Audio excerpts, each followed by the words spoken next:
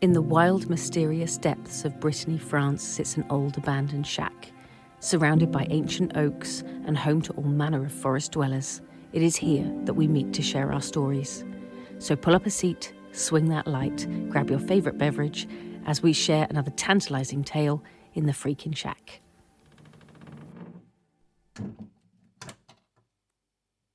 Just a quick heads up. Because of the way that the scheduling has happened over Christmas, this episode is our very first episode of 2026. So Happy New Year, everyone. Okay, Mort sounding a bit rough today, so I don't know if he's going to pipe up or not. We may have a Mort-free session. Woohoo! Let's wish him well. And here we are again. Welcome to the shack. We are back in the shack. Good stuff. And today we've got more fairy tales. We have. That word fairy tales just completely left me then. I'm sorry. That's why it was just like, we've got, what are they called? Well, some people call them fairy tales. Some people call them fairy stories. That's true, actually. That is very true. I've always called them fairy tales. Yeah. Because I'm now considered old, it seems. Yeah. Mind you, I remember them called fairy stories. Well, then it's just a generational thing, in which case, fine. I don't think it really matters. No, we don't care. Same difference. Same thing. Yeah, stories that have historically changed continuously throughout the years. Yeah. Because they all have. Yeah. And today's is no exception. I saw more than two people yesterday. I just happened to scroll, death scrolling, and came up. They call it doom scrolling. Oh, doom scroll was more like death. It was more like a death scroll for me. My brain was dead. Oh dear. Oh dear, that's a new one now. We're going to pass that around the internet. Yeah. Death scrolling, not just doom scrolling. Even worse. And it was a chap telling stories about nursery rhymes and fairy tales, would you believe, and the stories behind them. And I was like, oh, this is interesting. And he told the story. I can't even remember. I told you, brain completely gone. Just gone. Yeah. But I did subscribe to him. And well, you'll have to see. His research is any different to ours. I say ours because I didn't do any of it. Well, no, I did. I did do a little bit. But Rich's research has boosted our research info quite a lot. So, but he said something about one of the stories, and did mention how horrific they are. But then someone came back straight away in the comments and said, "No, it definitely wasn't that. It's this," and came up with another story. Yeah. Oh, there are so many. Earlier history to what the chap was talking. So I don't think the chap was talking rubbish, but he was talking about one bit of history, and somebody else came in with probably a deeper dive that went back even further. I think this is the thing, because some of the stuff that I found out, Rich didn't find out, and some of the stuff that he found out, I had no idea about. So it's really interesting how a lot of these stories develop and change.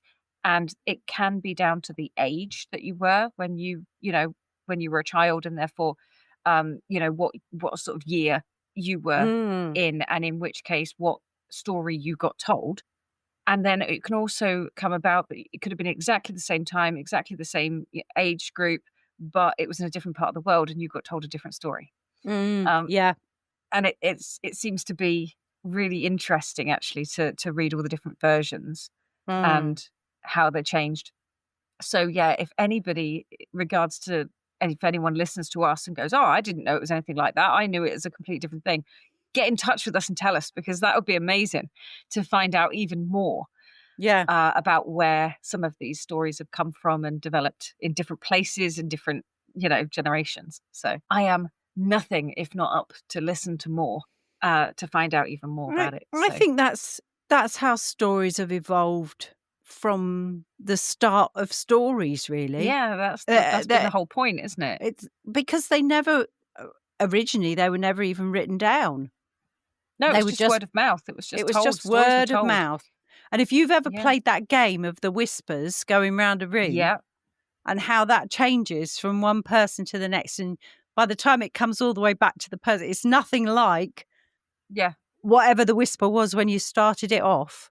Yeah, and I think that's true of like when like one family tells a story and the family gets to know the story, or if a town tell the same story back and forth, and then the next town hear about it, and again it just changes from town to town, region to region, country to country.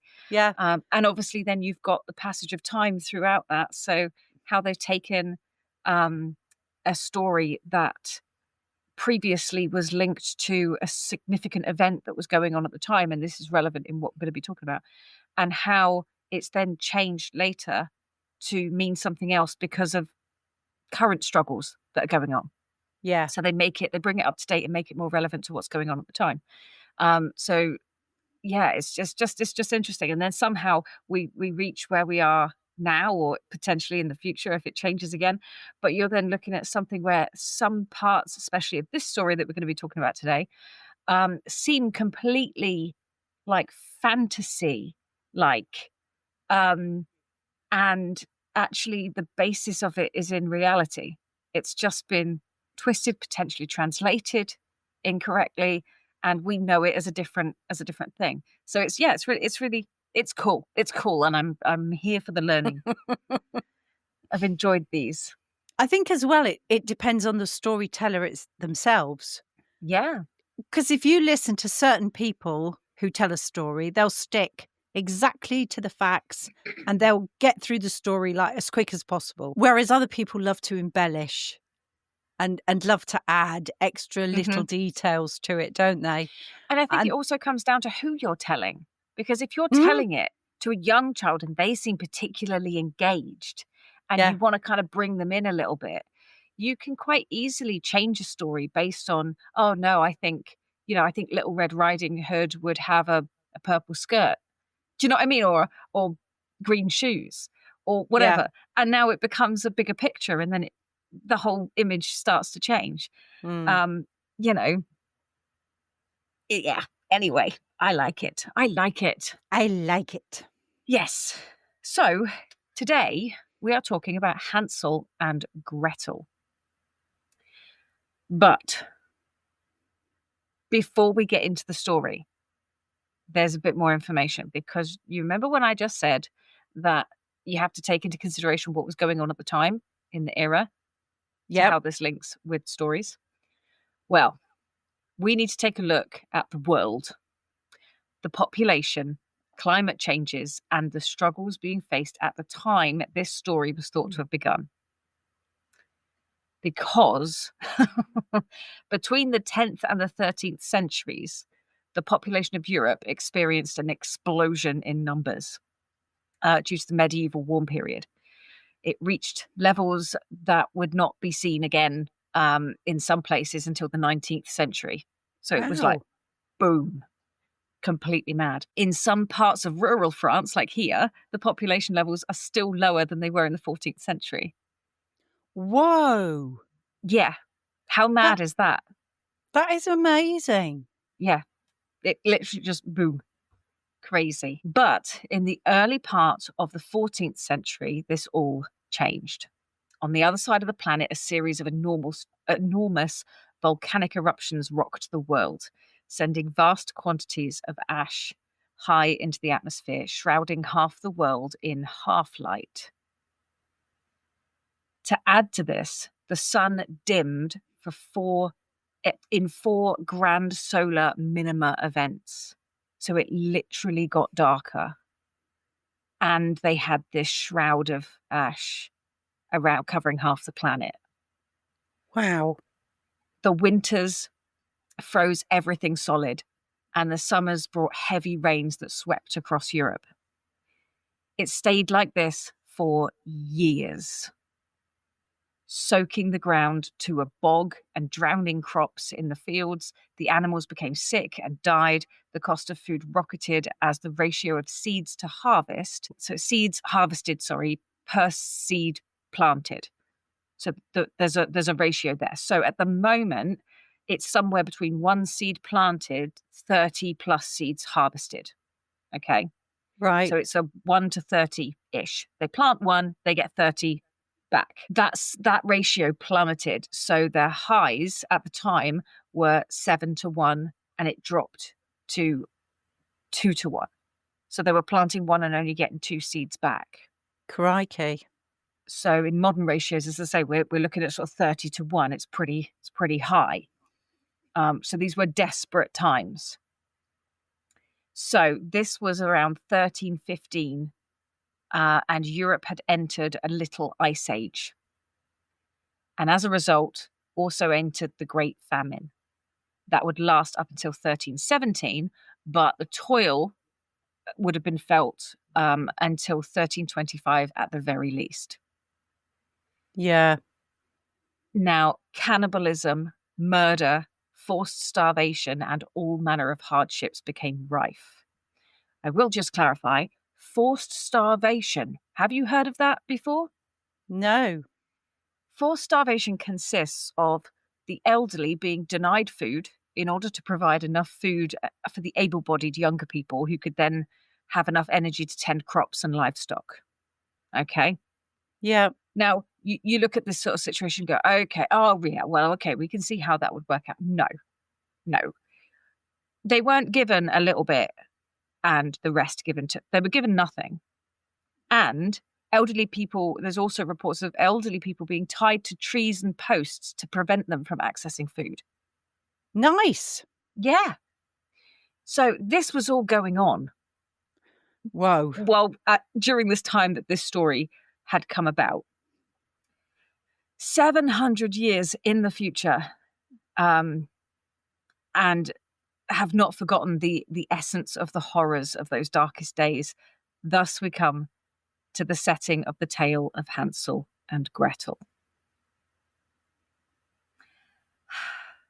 And we're going to dive into it because, it's just crazy. Anyway, once again, this tale was chronicled by the Brothers Grimm, and it was updated to be more palatable to modern audiences. Are you sure you want to use that word? Yeah. Actually, I use it again a little bit later, and it's even worse. Okay. Actually, I'm not sure if it is in this one. It might be the other one. It seems a common theme to place blame upon the most deprived and of interlopers, the dreaded stepmother. At the time the Grimms were recording these stories, it was a common thing for children to be growing up with one biological parent and one step-parent due to the great mortality rate of mothers during childbirth. Mothers were being seen as pure, akin to the Christian version of the Holy Mother. Okay. And so the Brothers Grimm fell upon the stepmother to be the acceptable vessel of depravity and sin. So instead of taking that, they couldn't make the mother evil. They couldn't do that. But they could change the role of the mother. It's not their biological mother, so she doesn't have the love that, blah, blah, blah. So the stepmother's a bit of a, she's been thrown under the bus. Absolutely. The truth, as they say, will out. And the original version of the tale uncovers the reality of the story.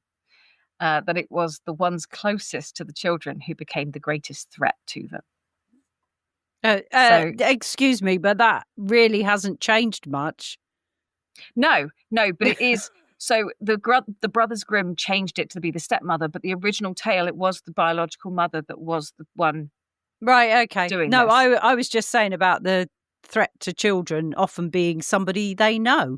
Oh, absolutely. More it often hasn't changed at all. Very, very much. Yeah. So they weren't far wrong about that. No.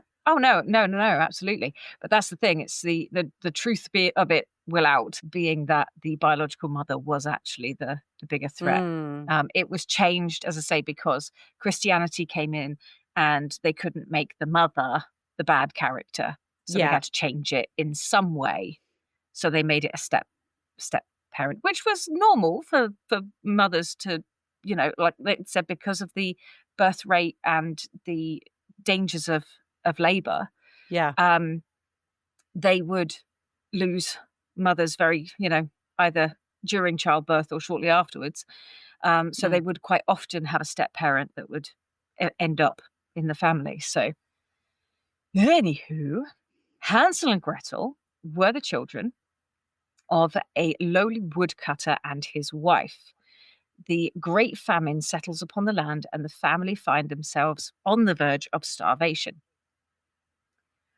Making that most desperate of calculations, the woodcutter and his wife decide that it is better to abandon the children rather than have the whole family starve to death. And so they plan to take them deep into the woods and leave them to die, either through exposure, starvation, or the jaws of a hungry predator in the forest. Nice. I think, pleasant people. But as we've discussed, the times being so difficult, I wouldn't like to make that choice. The Grimms changed this part a little too, making the father an unwilling accomplice rather than a co-conspirator, as the original telling shows him to be. So the original one is saying, this is so funny to me, the original one is saying that the biological father, biological mother are both in this together. They both decide this is what they've got to do. They ditch the kids to save themselves. The Christian tale says the father, the man, he's not involved at all. He doesn't know anything about this. And it's the stepmother who's the bitch queen from hell, and she's the one that's sending the kids off. It's interesting how it changes, isn't it? It is, isn't it? Yeah. Yeah. Anyway, Hansel and Gretel have overheard their plan. And after waiting for their parents to fall asleep, Hansel sneaks out of the house and gathers as many shiny white pebbles as he can find, returning to the house to reassure his younger sister that all will be well. The next day, the parents lead the children deep into the forest after giving them some small morsels of bread as they walk. Hansel drops the white pebbles. Waiting a while after being abandoned, the children follow the trail of stones as they glow in the moonlight, all the way back to their house. I just don't, I get the fact that there's like a safety thing to going home, but these two people have just tried to do you in. Like, yeah, you're not welcome there. They've made that very clear. Anyway, these are young children. We're going to give them the benefit of the doubt. Okay. Yeah, so, but going back to that thing again about children being abused by the ones closest to them, the amount of children who, having been abused by their parents, still love their parents. Yeah. And it was a big thing in, when we did safeguarding, that we had to be so careful when dealing with children that they didn't want to get their parents into trouble a lot of the time. Yeah, absolutely. So, and then with any abuse sort of situation, and home is home, isn't it? Yeah, it's very common for situations of abuse where the victim can feel attached to that other person, doesn't want to see them hurt, or they very much protect them. It's one of the most horrific things that it's just horrible. Completely other level of manipulation there that is crazy and very sad. So yes, in this instance, that very much playing in there, that the children actually just want to go home. Breaks your heart, doesn't it? Anyway. It does when you really dive into this. It really does. Yeah. Yeah.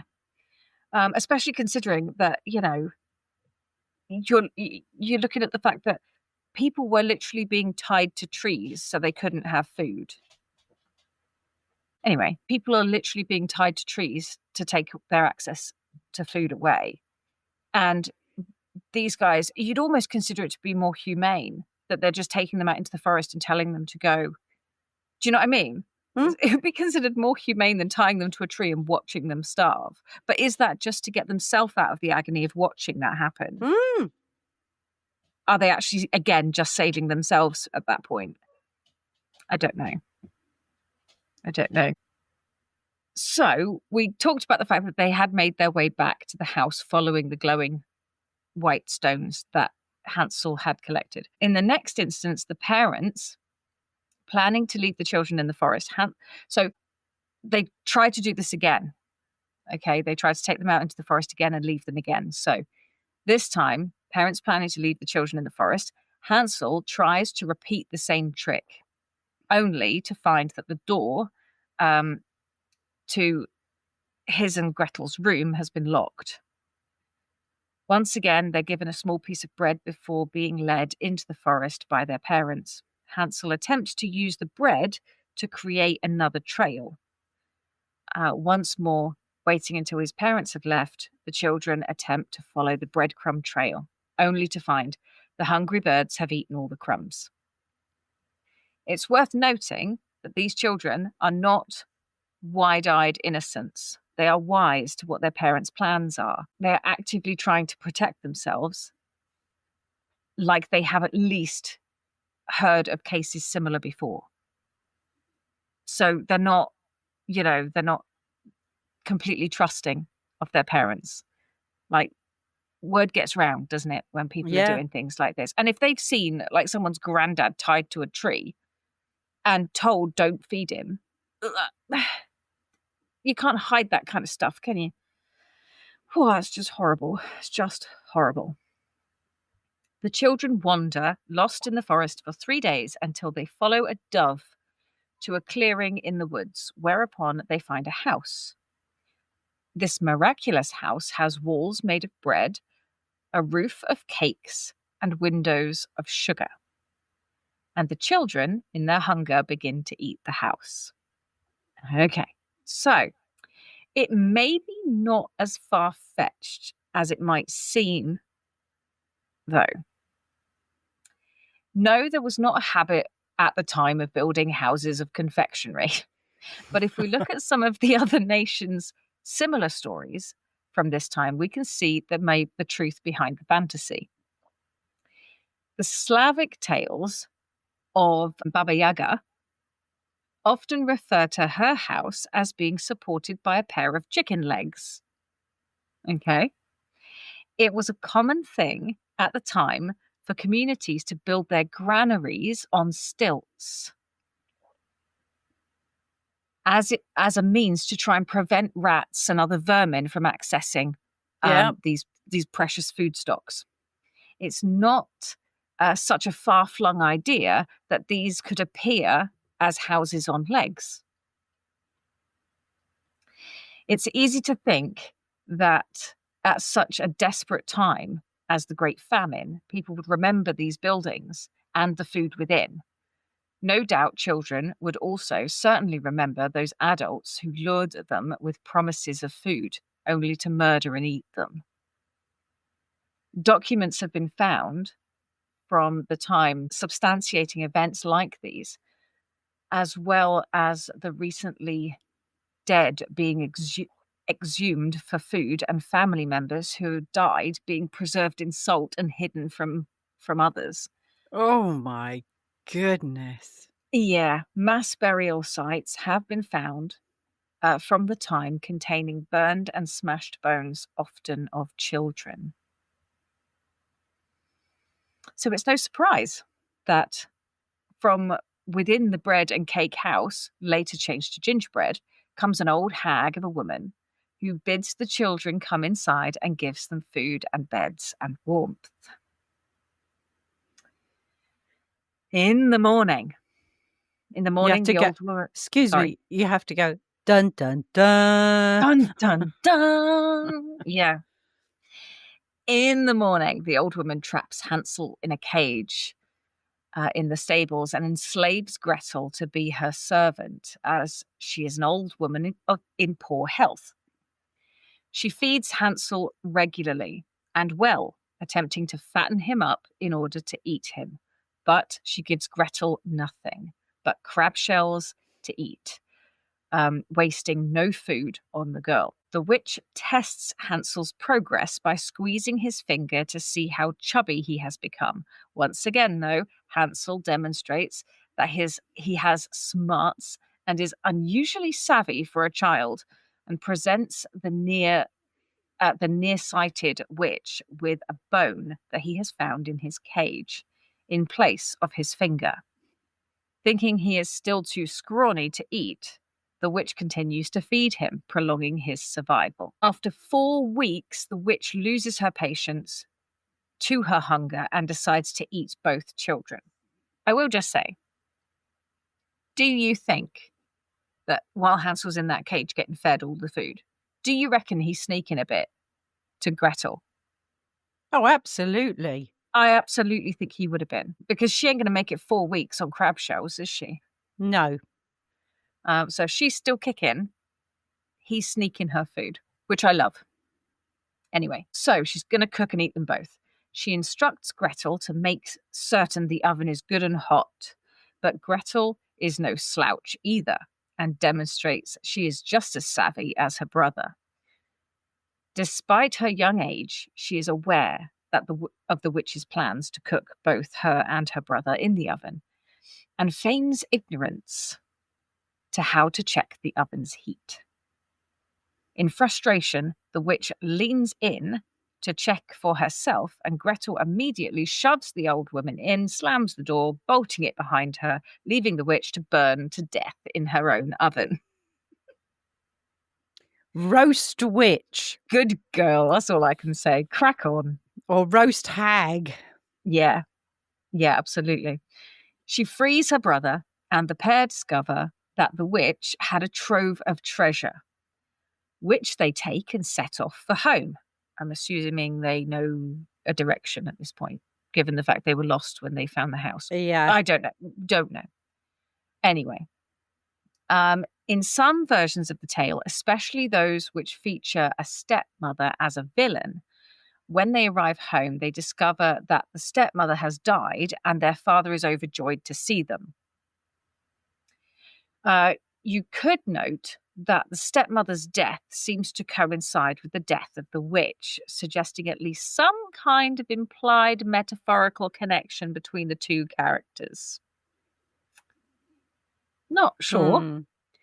There could be, I don't know if the witch's house was particularly close to. Yeah, I don't know. This is one of those tales that seems to have a version in every culture across Europe. Some, such as a Portuguese variant, does not try to soften the impact of the situation. In that tale, the children are given the option of following either a silver or a golden road, and being told that one leads to a witch and the other to salvation. It is revealed later, savagely, that both roads lead to the witch, and there is actually no choice whatsoever, especially for little children of that time. So, the English tale of Babes in the Wood might also reflect this period of history, although the first publication was made in 1595. Like many of the unsanitized versions, it tells the tale of 2 orphans whose guardians hire thugs to do away with them. The thugs, immediately unwilling to murder the small children, simply leave them in the forest, where they starve to death and are buried in leaves by the robins that live there. This tale retains so much power that the area of Norfolk, England, where it was said to have taken place, they maintain that the children still haunt Wayland Wood, or Wailing Wood, as the locals call it, and the local village signs still depict the tale to this day. which is very cool. Goodness me. There is also a French fairy tale that might be something similar, which, again, similar to children, yada, yada. There's also Hoppo My Thumb, where it features two lost children, an elaboration of the motif of following thread, which might tie to the Minotaur Labyrinth story. Do you know the one I mean? Okay. Yeah. Where he takes the ribbon and runs it through the labyrinth to find his way out again. So again, could be links there. The house made of confectionery is also found in a 14th century manuscript about the land of, I think it's cocaine, but I'm not 100% sure of the pronunciation. It's an imaginary place of luxury and ease. It is a land of plenty. It was supposed to be noted for like the what it was to be wealthy and have everything that you needed and not need anything. Yeah. I think it has very religious elements to it as well. Anyway, there was also a version in the 1810 publication. The children were just called Little Brother and Little Sister, so we actually don't know. They didn't have names. They weren't named until 1812 when they got their names. And there's something in one version somewhere which had a duck sequence, just to lighten the mood a little bit for the end. A duck sequence. The duck helped them to cross a river. It was a later edition. But yes, apparently they had there's a big duck that they met and took them across the river. It must have been a pretty big duck. Wasn't Big Bird or something? I'm not sure. Oh dear. But that is about all I have on Hansel and Gretel. So, I have some questions for you. Do you think that the witch and the stepmother are connected? Looking back at what you've said and how you explain it, yes, I think there is. Yes. Yeah. I just don't think that can just be brushed off. Knowing more about the background to perhaps where the stories come from, it makes me think that she lived perhaps she already lived in the house in the woods, knew that the children didn't have a mother. Yeah, how long had she been with the dad? That's what I want to know. Yeah. Yeah. So did she sort of change her appearance and wile her way in to the family to then the fact that he was supposed to have been against it and she wasn't, but at the beginning in the very original tale, he was a knowing accomplice and he knew all about it. Once Christianity came in, they had to make him innocent. So, but I definitely think that that's an interesting take of the witch and the mother being potentially the same person, given the fact of like when the kids or get is it just home, everything about any woman? Yeah. Well, I mean, we'll potentially we're going to talk more about that in our next one. Oh, in our next story, because that has another mother-daughter issue. Anyway, next question. Can you imagine having to choose who gets to eat and who gets to starve in your household? No, because it would always be my children who would eat. Yeah. And I think a lot of that goes today. How many times do you hear about parents managing on a cup of soup every day, but making sure that their children's tummies are full or as full as they can be? Absolutely. Yeah. And I think it's, just an awful thing to have to choose, just it shouldn't happen. You shouldn't have to choose between whether you eat or your children eat. I mean, it's like anything, though. You know deep down, if this was going to go on forever and ever, and there wasn't perhaps social help, food banks, that or you've got an idea that you'll have something, to eat, but really and truly, in the end, you've got to look after yourself to a certain extent, so that you can continue to look after your children. Yeah, absolutely. Yeah. But I couldn't even contemplate not having my children eat and me either eat them or... Yeah, I mean, could you imagine? Because that was also a thing. Of just just bump your kids off and roast them up. Like, I mean, well, you know what Dad's like. He's the biggest softy around. He won't even contemplate having, chickens, because he wouldn't be able to kill one. No, to eat. No, Dad's one of those people who will have chickens for eggs. And he'll look after them like they're just pets. Yeah.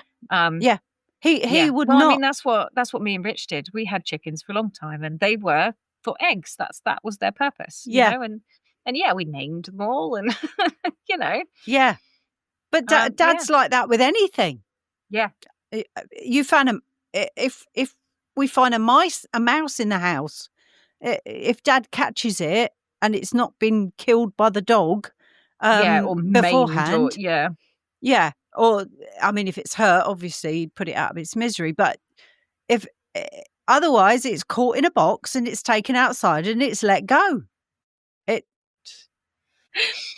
So, my third and final question is: if you were dropped into the woods, do you think you would have done any better than Hansel and Gretel did?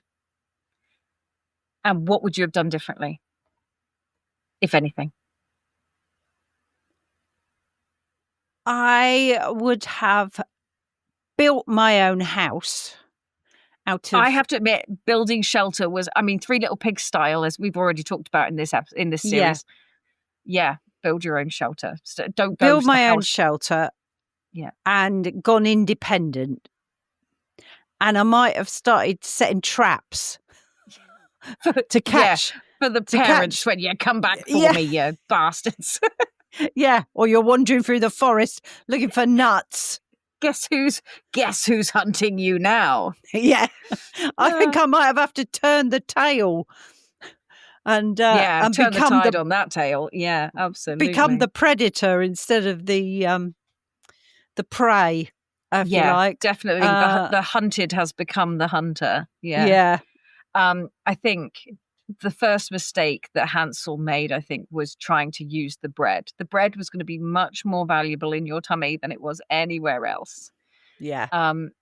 And I think that was the first sort of big thing. I was like, oh, why did he use the bread? Like, anything else, anything. Yeah.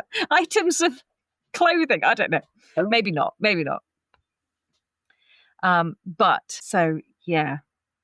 I'm not sure that I would have been quite as cunning as Gretel, shoving the woman into the oven. I don't know if I'd have thought that. I might have in the moment. I'm sure as you a would.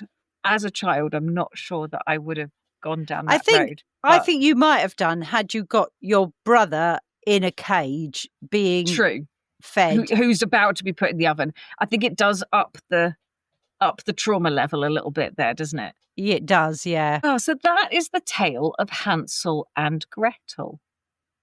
I'd love to know... Fairly horrific one, actually. I'd love to know what our readers... I'd love to know what our listeners think.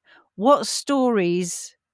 How do you remember the story of Hansel and Gretel? What is it? What do you remember about the story? I mean, most of the time it was. I seem to remember the children getting lost in the forest. I seem to remember there was a thing. I do. Yeah, I do remember like the children being taken into the forest, but there was other stories where they got lost in the forest and found the cottage made of, sweets and things. But they always seemed to push her into the oven and then run away.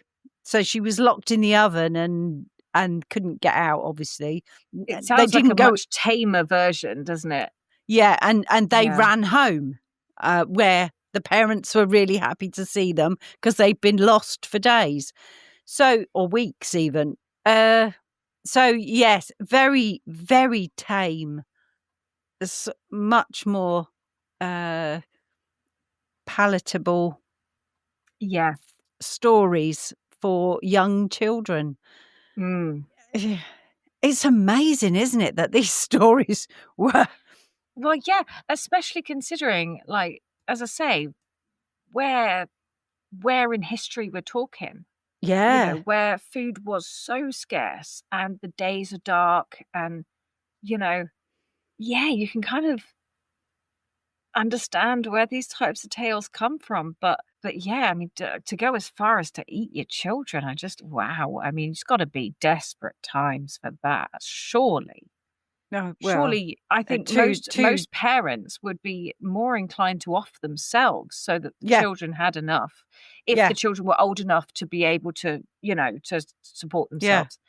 Or let's work together and go and find something or hunt something or grow something or... I can't help but think there has to be another option other than just eat your children. But with like I said before, we're talking about a time where the ground is waterlogged and it's drowning crops. All the animals are getting sick and dying. Food being really expensive and really difficult to come by because the seed ratio being so low. So there's hardly any crops. Food to go around. No. Yeah.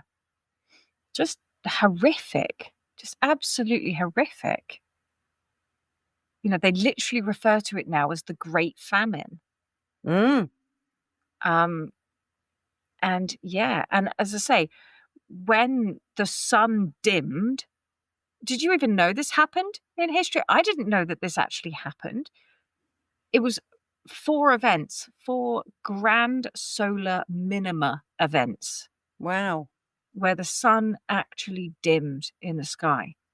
And for that to coincide with all those volcanic eruptions that happened, that just blew all of that ash all over the world. Now, we have seen things like that in recent times where ash clouds have come over and the sky has gone very yellow, very sort of browny yellow. And it was weird because it was dark when it shouldn't really be dark. So, even if you just take that as a small taster, to have that for years. A taster. No, these words should not be used. Sorry, insensitive word choice. But yeah, it's just, I just can't imagine it being so desperate for so long. Scary stuff.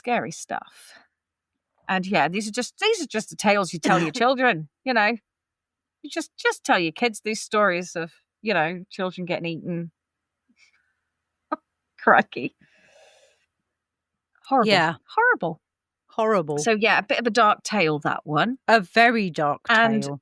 But then we knew when we started this that there were there was a lot of darkness behind some of these tales. The true stories coming out were going to be horrific. Yeah. So yeah. And it doesn't get any better, folks. No. So in our next episode, we're going to be diving into another story where it's not entirely the story you think it is. As in, it's not the story that we tell now. Probably just as well. I'm not disagreeing with the changes in our next story. But this does depend on when this episode drops, because I'm not sure which one we'll be doing next. Yeah. But I'm telling you that all of them are just dire. Yeah, they're all bad. They're all pretty bad. Let's just say that. But it just depends where they come in the queue when we've got them lined up over, because we're recording right at the minute, just before Christmas. We're just edging into December. We're at the end of November, beginning of December, and we're trying to work out our list of uploads that will take us over Christmas. And if you're not following us on TikTok, you should be, because I am going to be filming a video every day that will come out probably at the end of the day. But I will be opening my potions advent calendar. Oh. And I will be filming a video of that every day in December. Cool. And I will put them over to you so you can put them on the Freakin Shack page. Brilliant. But yeah, so I think we will. We talked about that in a few episodes ago, didn't we? Yeah. And I put the picture. I don't think I will put the picture up on. I think you put it on your TikTok. I put it on mine. I can send you over the original footage, and you can put it on Send me over the original footage, and I'll put it on our TikTok and mention that we are going to have almost like a little TikTok countdown. Yeah, to we're Christmas. Have a countdown to Christmas of you opening each of your bottles every day. Yeah. For those of you that don't know, it's a very adult calendar. It's all of these little potion bottles. They're not miniatures, I will say. They are 100 mils. So me and my other half are going to share them between us. Yeah.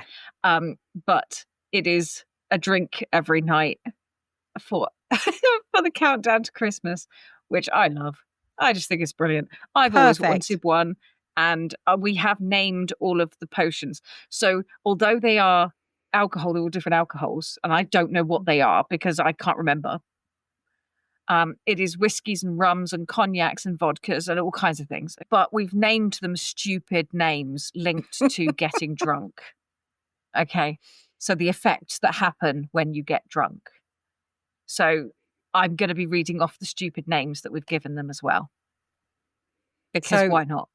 Yeah. So look out for these TikTok posts. Yes, they will be coming. Anyway, hey, we've done 50 minutes. We've only done one story. So I know, but it was in depth. Yeah. Yeah. And we're going to keep this going, I think. So yes, we've got more to come. Yeah. All right. With that being said, keep your minds open and your lamps lit. And we will see you again next time at the Freakin Shack. Bye, everybody. Thanks for joining us. Bye. Thanks for hanging out in the shack with us. If you've got a strange story, theory, or even just a spooky question, send it to shackpackinbox@gmail.com because we'd love to hear from you. Follow us to ensure that you never miss an episode of the Freakin Shack, because listening to us is much cheaper than therapy and slightly more spooky. Until we meet again next week, Shackpackers, take care.